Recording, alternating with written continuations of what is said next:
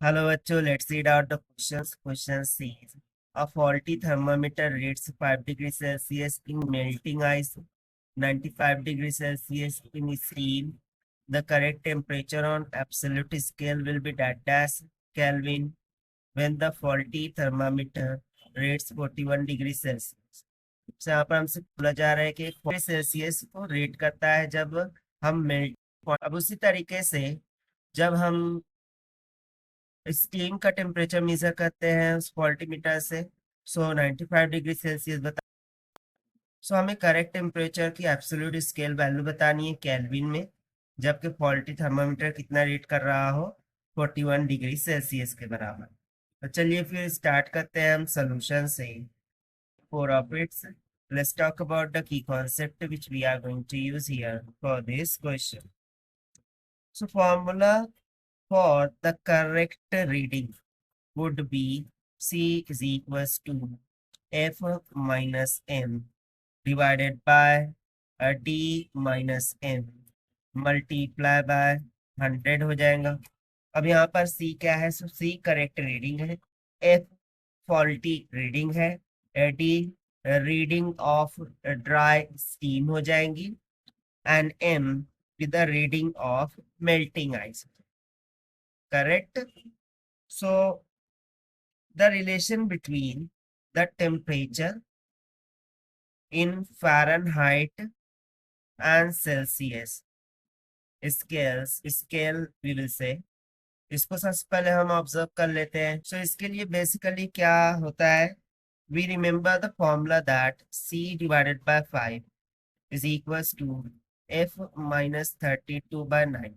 ये रिलेशन होता है सेल्सियस और फ़ारेनहाइट में, जहाँ पर C टेम्परेचर इन सेल्सियस और F टेम्परेचर इन फ़ारेनहाइट को इंडिकेट करता है। So it is given that the reading of melting ice for faulty thermometer, so वो हम यहाँ पर लिख देंगे कि M is equal to 5 degree Celsius होता है। फिर reading of dry steam, so वो हम यहाँ पर दे रखा है D is equal to 95 degree Celsius के equal. So by using the formula of correct reading C is equal to F minus M divided by D minus M multiply by 100 हो जाएगा।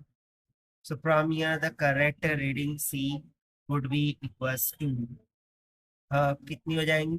तो देखिए बेसिकली हमें किस रीडिंग के लिए calculation करना है, 41 डिग्री सेल्सियस।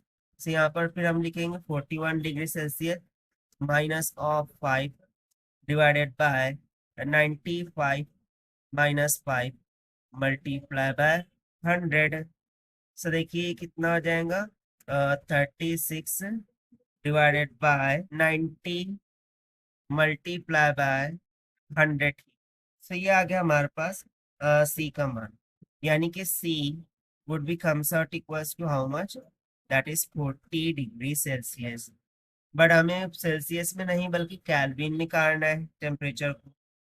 सो उसके लिए फिर हम इस रिलेशन का यूज करेंगे डिग्री फ़ारेनहाइट वाले। ओके, सो एब्सोल्यूट इसकी ओके यहाँ पर केल्विन में बोला है, सो हमें इस रिलेशन का यूज करने की जरूरत नहीं है, बेसिकली जस्ट केल्विन में निकालना है।